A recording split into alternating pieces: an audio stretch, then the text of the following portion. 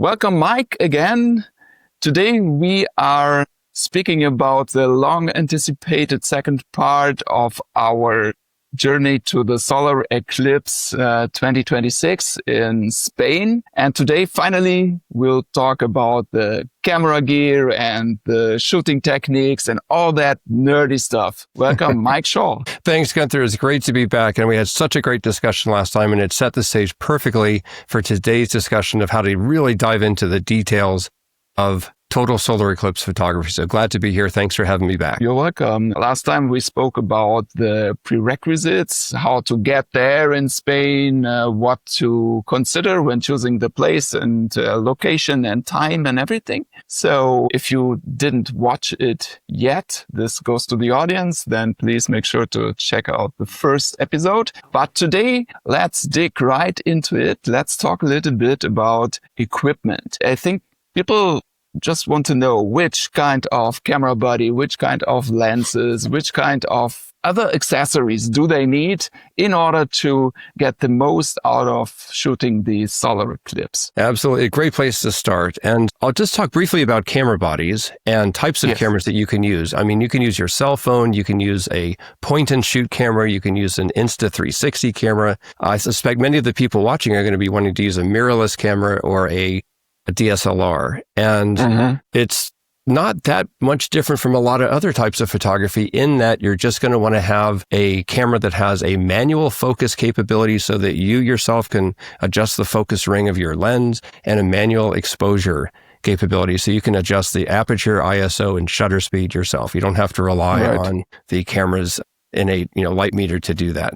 So really any camera body will do, any lens will do, as you'll see shortly. I'll talk about the different characteristics of the different lenses you might choose. But importantly, you're going to want to use, and this comes right up front, a solar eclipse filter for your eyes. And when you look at the sun before totality, as well as a solar filter for your camera lenses.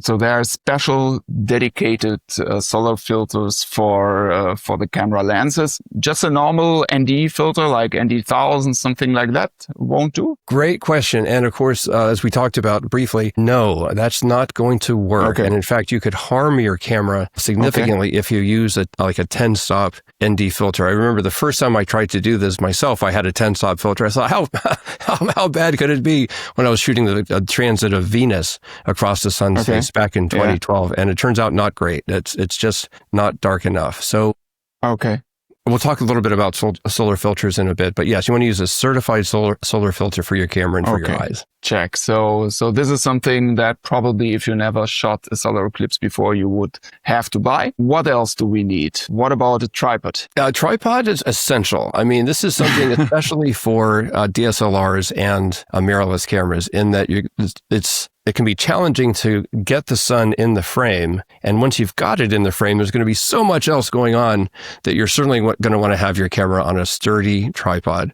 I'm not a huge fan of the so-called travel tripods, even though I travel quite a bit. I've seen so many of them knock over in high winds. And even though they look appealing and they pack down very nicely, there's nothing really beats a strong, sturdy tripod that you can weigh down with a stone bag. A tripod, camera, really any type of lens. But in fact, something to really keep in mind is what type of shot are you interested in? If you're interested in the surroundings, a wide angle shot with the eclipsed sun as part of a scene, then you might want to use a conventional, 35 millimeter, 24 millimeter, 50 millimeter lens to include the foreground and the eclipsed sun. And that's something you can spend some time planning. If you really want to zoom in on the eclipsed sun itself during totality to get all those marvelous things, you're really going to want to use a telephoto lens of at least 200 millimeters, preferably 500 millimeters, even 600 millimeters. Dedicated astronomers will have, 1200 millimeter telescopes. That's a little bit overkill, I think, for what we're talking about here. But certainly, for me, the sweet spot is 500 to 600 millimeters, either with or without a 1.4 or 1.7x teleconverter. Okay, so now we're already with the lenses. Maybe one step back to the tripods. Do you have a certain recommendation for the tripod head? Because I can imagine that if you use a regular ball head, this might work, but if you don't have a tracking mount, which we will cover a little bit later also, then it's sometimes clumsy to just reposition the camera on the ball head, isn't it? Absolutely right. Yeah, no, it really is. And so as we get into the the telephoto types of projects, and yes, we are going to want to use a tracker, as we'll talk about in a moment, because once it is very difficult, especially you got this bright sun, right in your face, and you're maybe hunched down at an angle. A ball head can work with a conventional, wide angle lens, like a 24, 35 millimeter lens. That's no problem. But yeah, for a telephoto lens, you're definitely going to want to use a tracker. So what about these geared heads where you just can turn a little knob and then it will just move slightly? I think sure, yeah. Could work better, isn't it? Equivalently, I would say. I mean, a little bit better in the sense you do have a finer degree of control over the different, axes independently. So if you have one of those, you don't have to lose the position at all. That's right. Keep it there, and then you can just gradually move it. Okay. Definitely. So probably people, when they are thinking about going there and shooting, probably they can ask someone also to borrow a tripod or a head if they don't have something like that. Or also the same goes for lenses. I don't know about lens rental at that time because probably the demand will be high, but usually you could probably organize something if you don't own a 600 millimeter lens. Well, actually, a couple things come to mind right there. It's really important to practice before the day of the eclipse. And this is where whatever ball head you have, if it's a geared head, a ball head, you can really get a feeling for, is this going to work for me? Because this solar eclipse, it's a well-known celestial event. You can know precisely where the sun is going to be above the horizon during the eclipse from your shooting location. So you can just practice the sun, months, like tonight, if it's clear, you could wait till the sun is at that spot and start practicing. Could practice that also with the moon. I mean, totally practice with the moon. Exactly. Yeah. They're the same size. Definitely the same size. Speaking about lenses, is it even important that we have a very fast lens, or doesn't that matter? Speed of the lens actually isn't terribly important because we're photographing the sun. And so we don't need an f4 lens or an f2.8 really, because we're going to be stopping that down most likely. So that's one thing to our advantage. The other thing that I found out during the 2024 eclipse is that you can get a really good deal on a used long focal length lens for DSLRs, because during the switch now to mirrorless cameras, there's a lot of expensive long DSLR lenses that people don't want anymore, and they're just offloading them. So if you want to look around on some of the more reputable online stores, you can often get a really good deal. And that's what I did. And so basically you're talking about adapting a DSLR lens to the new mirrorless cameras via, like for Nikon, the FTZ adapter. Exactly. Yeah. Okay.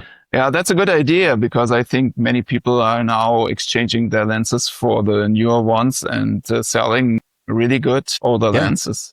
But it's also important to know that it's not really important to have a very fast lens, which is usually way more expensive. But yeah, probably people could also ask someone who isn't going to the eclipse to lend them their lenses. So now that we are already with the teleshots, let's cover this.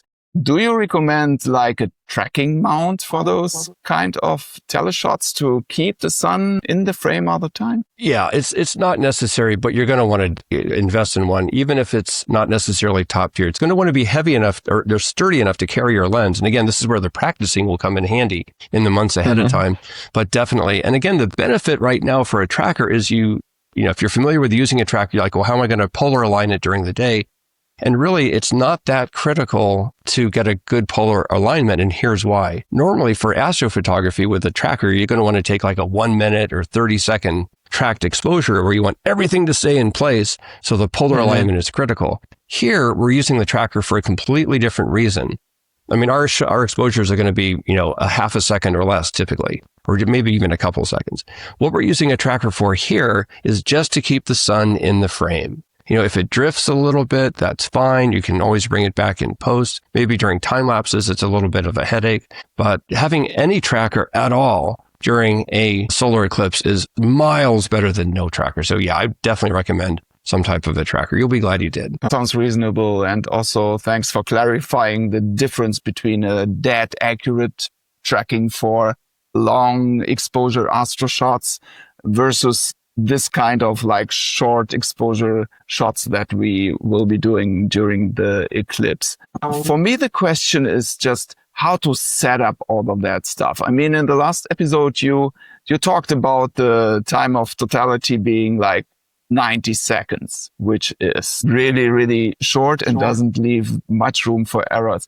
So as a rule of thumb, what would you recommend? How would someone approach this to not be overwhelmed? Someone who never did shoot total solar eclipse. No, this is a great question, Gunther. And what I can say is that practicing with your gear ahead of time would alleviate, I won't say 90% of the stress, but a huge amount of the stress. The first thing to do is to really think about what type of shot you want to capture. Is it a wide angle shot of the eclipsed sun over a foreground? Is it a zoomed in telephoto shot of the coronosphere and so forth? And once you've decided, I want everything, of course. I mean, let's talk everything, because if people travel to Spain, they are not going to say, okay, I'm here and I will do only wide angle shots.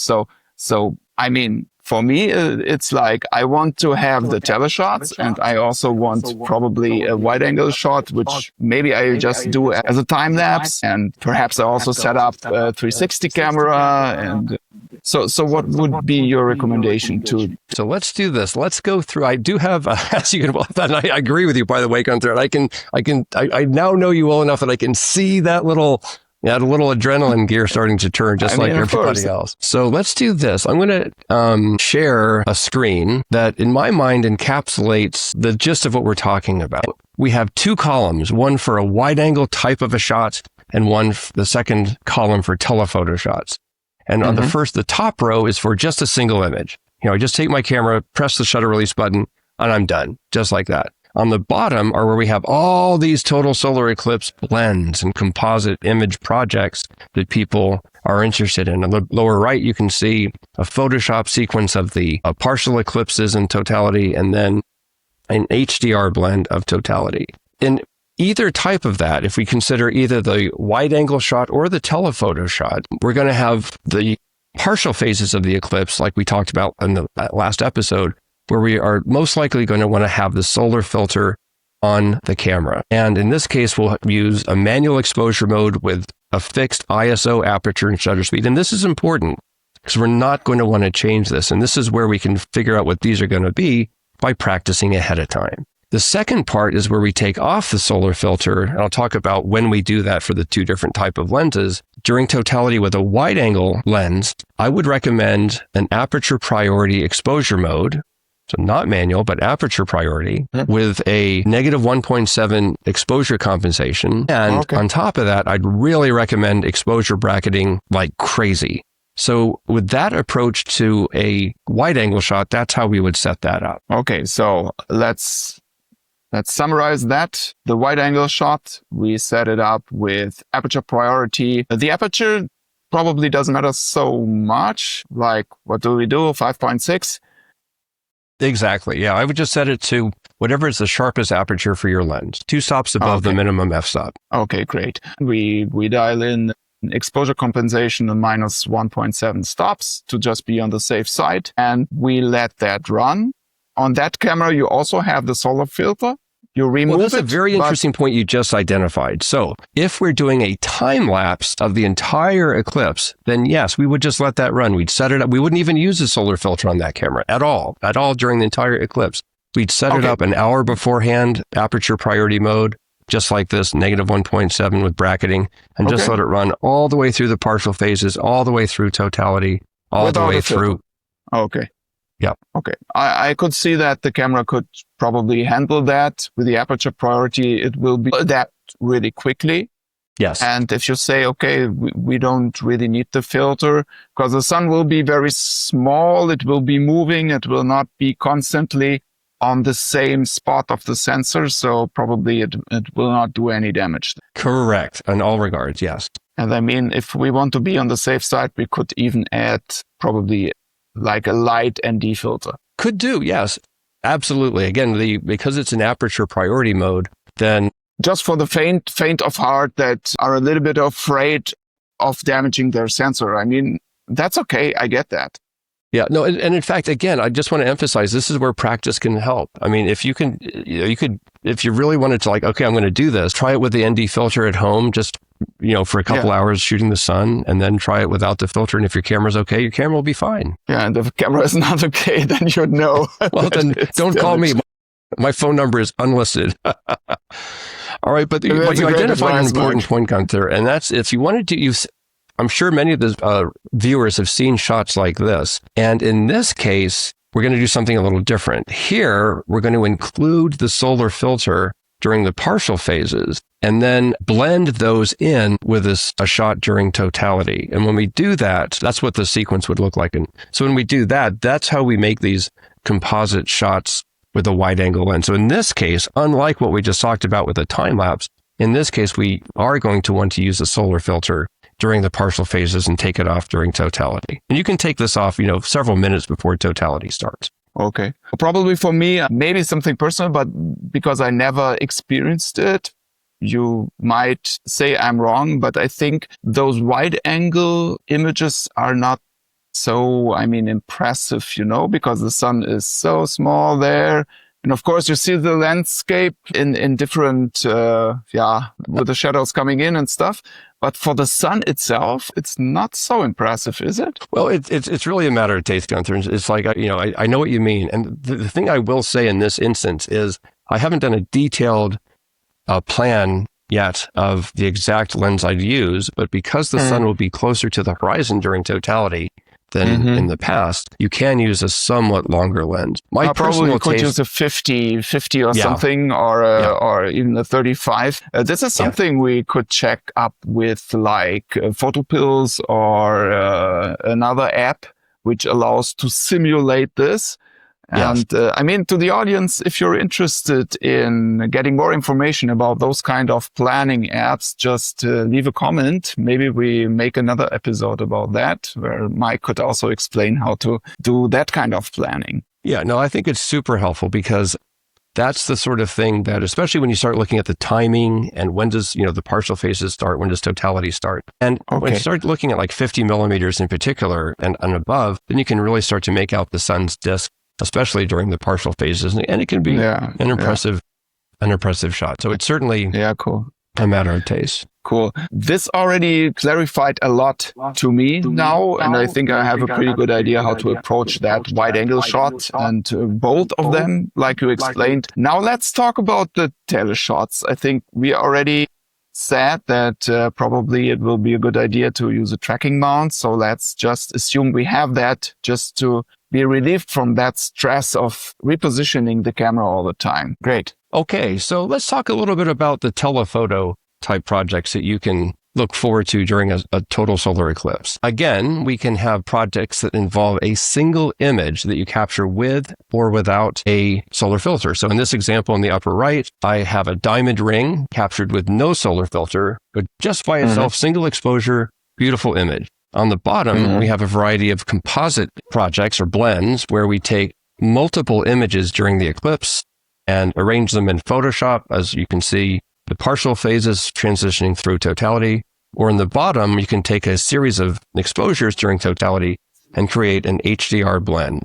So here we have a timeline, a typical timeline of telephoto projects during a total solar eclipse. This example is from the 2024 solar eclipse, and I know that I'm going to recreate this for the upcoming one in 2026. And along the top, you see basically minute by minute by minute, 135, 140, 145, 150. And the vertical yellow lines correspond to when totality started and ended in 2024. And in this case, as you can see, I had my solar filter on and I took it off about 1 minute before totality began.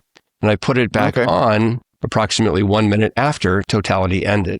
And so during totality, of course, first we have the diamond ring. That's the first thing that occurs, followed by the Bailey's beads. We have prominences all the way through there. And in the middle part, we have the corona when we're doing all the crazy corona projects. So during the totality phases, I'm bracketing like crazy. For example, let me show you what that would look like. So this would be I'm shooting shots like this, where I'm bracketing from an 8,000th of a second all the way up to 1 or 2 seconds just to capture the full range of events during totality. Okay, well, so basically you're just shooting like 8 or 9 bracketed shots in different exposures, just one after the other. Relieves you a little bit from knowing exactly how to expose for that. Completely. Yeah. I mean, that's the thing, is that it's such a dynamic event and it's constantly changing and your jaw's on the floor, that it's just, as much as you can automate this process, the better. And we can talk a little bit later about the detailed settings, but that's the general approach. What would be the longest exposure then for that bracketing? Well, great question. So let's just jump ahead here a little bit. Now, here is an excerpt from Alan Dyer's new ebook, How to Capture the Coming Solar Eclipses. It's a wonderful guide. And let me just say, every time I thought about writing my own guide or my own dedicated book on solar eclipses, I think of Alan Dyer's work, and it's just, this. It's got everything you need to know about it. But here's... It's definitely a great book. I know it. It's like a strong recommendation also from my side. It's everything inside. It's just so profound. It's crazy.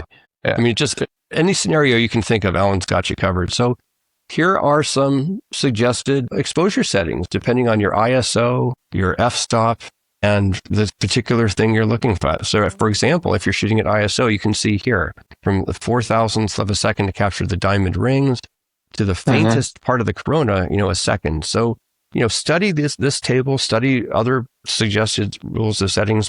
I definitely just bracket like crazy when I'm, photographing this. So this is the diamond ring progression. This is from 2017. I've just taken off my solar filter and I'm shooting constant settings, as you can see below. And so this is as the moon is now fully covering the sun's disk. This is what that looks like at constant exposure settings.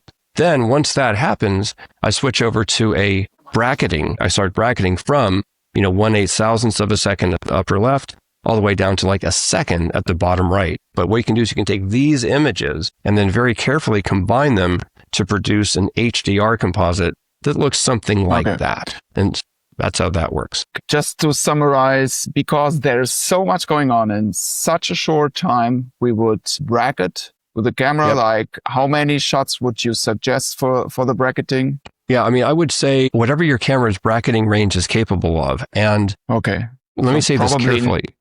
9 or so, and then make the longest exposure like 1 second, as you said. So then probably we will have an interval. If you do that as a time lapse, an interval of 2.5 seconds. I'm not exactly sure, to accommodate that whole bracket. Yeah, maybe 3 seconds. Something like that. Yeah. And with that in mind, yes, if it's a 3-second bracket and totality only happens for 90 seconds, that's not a number of brackets. And in fact, you might find that the exposure range here is beyond the 9-stop capability of your camera. And you might need to do 2 sets of staggered brackets, one from like 1/4000th of a second to, half a second, and then half a second to like 8 seconds or something like that to really cover your I'm not bases. sure if you can program that in the camera. Usually, no, you can't. You have to do it manually. You can. I think that's one of the things that you sort of have to like try to remember. It's like, so you basically the procedure there is you just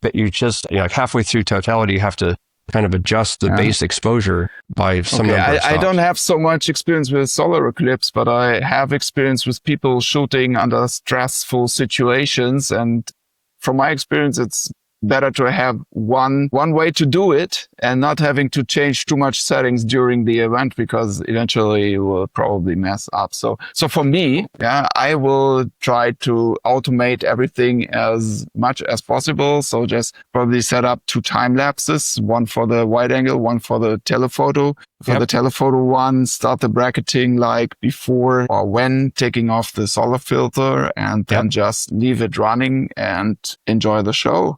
Love it, Gunther. That's a very, very wise and reasonable approach. This is main reason why I wanted to talk with you about these topics, because I wanted to hear from someone that has been there, how to set up everything, so that I'm not going to struggle there and be disappointed at the end, because I'm trying to figure out how to do it, and then it's already gone when I figured it out. This is the worst case scenario. It really is. Yeah, no, I think that's a very wise approach to really think through what is the shot that you want to capture, and to make sure you capture that shot, and not try to do 8 different things at the same time, because there are so many things going on. What are the some common gear mistakes or some common mistakes you see people doing when shooting solar eclipse? I mean, you must have observed other photographers at that event, probably, or have you been only focused on yourself? Well, you sort of have this like out of body experience, honestly. One of the biggest mistakes is focusing. And it's just devastating, absolutely devastating to do everything else right and to not have a sharp in focus shot.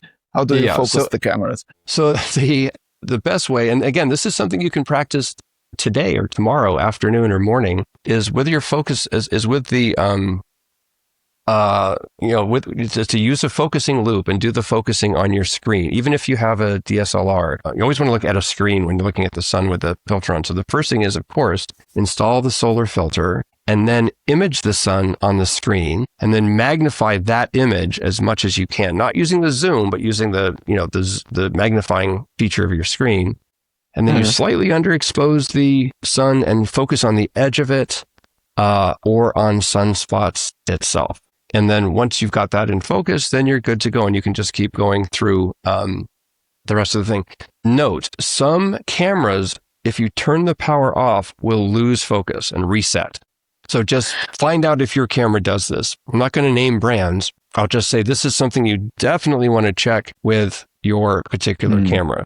For example, Nikon, you can set that on or off with the Nikon Z cameras. There is an option in the menu, which is called like recall focus position, where you can just set it to refocus at the same position that you were when turning off the camera. So I don't know about the other brands, but probably there is such settings. Yes. Let me ask you, is it really important to focus at the sun? I mean, if we do that during the daytime, why don't we just focus to the horizon? A great question. And it seems, intellectually and objectively and scientifically that it should be the same. Emotionally, I find it just more satisfying to focus on the sunspots itself. That's a very good answer, Mike. That's a very good answer. Okay, but scientifically, we agree that it doesn't make a difference. So if we focus to the horizon, then we will probably also be fine. What I found valuable is to take some like masking tape to just put it over the focus ring, to not incidentally move the ring while shooting. This goes not only for solar eclipses, but also for Milky Way shooting and all that stuff. And Northern Lights also very difficult to focus sometimes. Just focus to infinity, whatever that is, and then just put some tape on your rings to not move them. And like you said, take care if you turn off the camera, if the camera resets the focus position or if it restores it. Absolutely. Absolutely. Yeah. I mean, so the focusing is certainly one of the key parts to this. The other thing that I would recommend that you do is practicing. I mean, the two things that I would recommend is, practice focusing and practice doing your projects. Make a list of what it is you want to do. This is me practicing a solar eclipse sequence from my hotel room in New Mexico 5 days before the eclipse. This is our workshop group. We set out in the hotel lobby. We were shooting the sun over.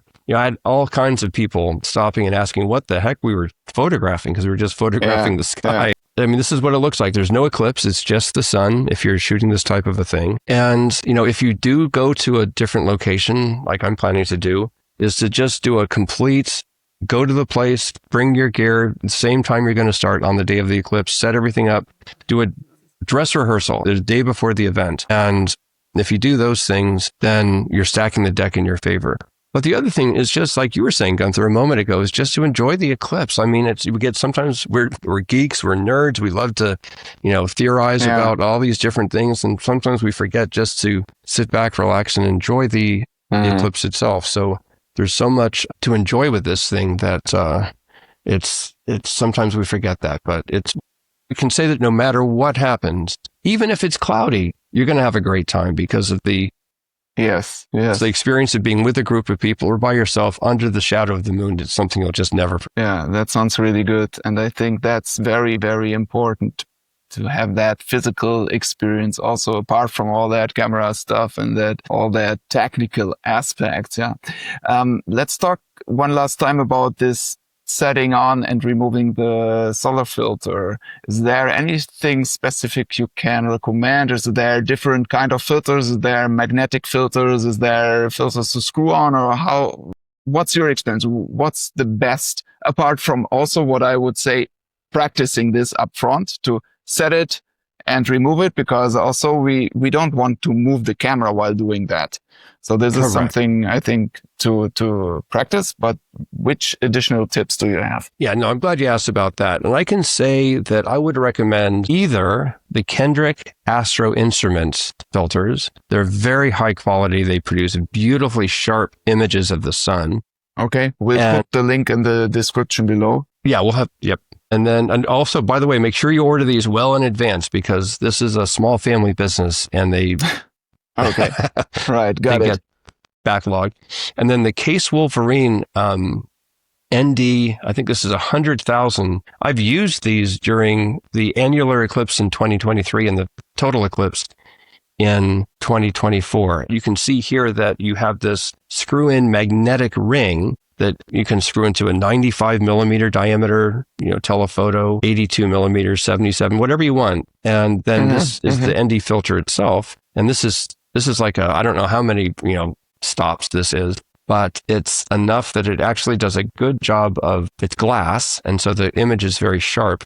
Both of these are actually quite easy to remove on and off during the eclipse. And also on the Kendrick, I don't know if you can see it, but at the top here, there's a little tab with a hole in it. You can use that to sight in the sun, so that when the sun shines through that hole and then lands in the circle in this other tab below it, that's a very valuable way of aligning your camera with the sun. So you don't actually have to look through it to get that initial alignment in place. Yes. Nice. That sounds very good. I will definitely check them out. We'll put the links in the description below. One more question. Do you have any recommendations for when we should time lapse? I think many people will just do that to have the hands off the camera. Do you have recommendations for the interval? With the time lapse, you're going to want to use either your in-camera interval timer or an external intervalometer. Both instances will work just fine. And again, this will be something that you can practice ahead of time. I would say that before, when you're shooting the partial phases, an interval on the order of, 5 or 15 seconds is enough. I tend to shoot every 5 seconds just so I have images of the partial phases. If a cloud goes by or something like that, you don't miss out. During totality, I would say every 2 seconds or every 3 seconds, depending on what your bracketing interval looks like, is a good starting point. There is some possibility, depending on your memory card. If you can get a very fast memory card, it's not a problem. But again, practice with this, like we talked about. If you're shooting for, let's say, 90 seconds at, 5 stop or 9 stop, set of bracket, a 9 image bracket over and over and over again continuously, your memory card may fill up, or the buffer may fill up before it can write to the memory card. Yeah, that's something we should definitely try and get a fast memory card. But I think with the current mirrorless cameras, if you have CF Express cards, for example, this shouldn't be a problem.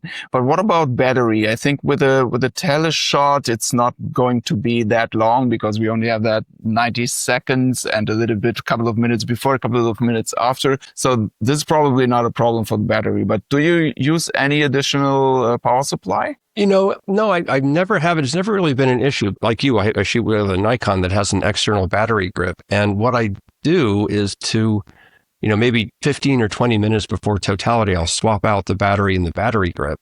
So I know that I have a fresh battery. And the whole thing only lasts, 3 or 4 hours max, I think. I haven't needed to double check that.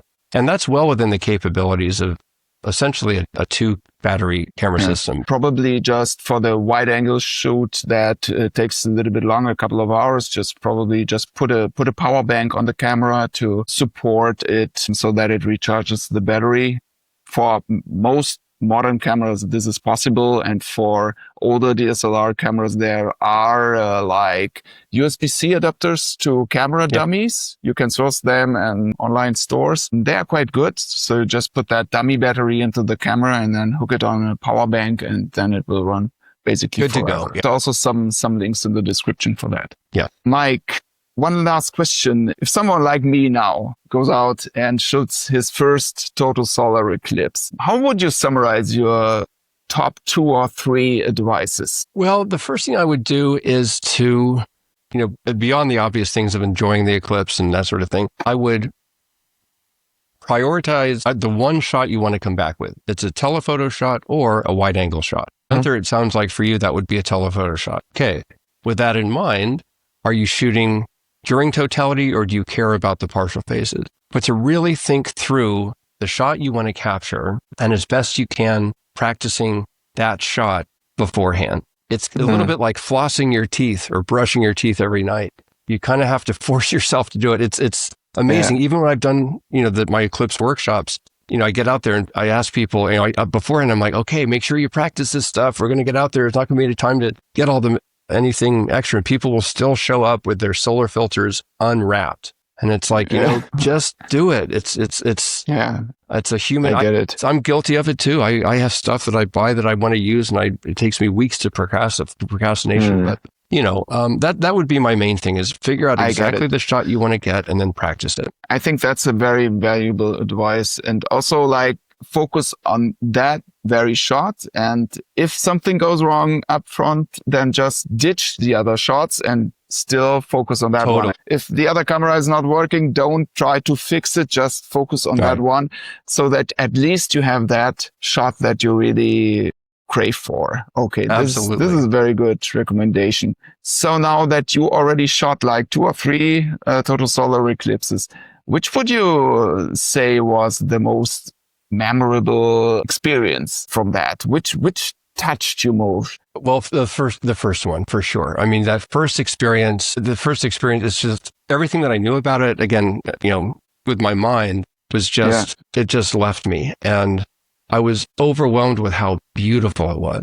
I mean, I think we all love nature. We all love being out in nature. Yeah. It was the colors were so vivid and beautiful. It was just hypnotic and mesmerizing. So that's the one thing in terms of touching me the most. I was completely blown away just how 3-dimensional everything seemed. Because when you look at the sun and the moon, sometimes it's a little 2-dimensional, but there's a 3-dimensionality to it that was just impossible to describe. And it was just, of course, I just hiked into the mountains and I had no sleep, so I was probably hallucinating as well. But no, it's just something that I'll just never forget. I mean, that was something that touched me the most. And I'm sure that you'll have a similar story, Gunther, yourself after the fact. If you had to choose between having only the memories of the event and no photos, or having only the photos of the event and not the physical memories of experiencing it, which would you choose? Oh, of course, the memories. Because the memories involve all of your senses, and your mind and your emotions integrating everything together. There's the temperature drops, the light drops. It's scary.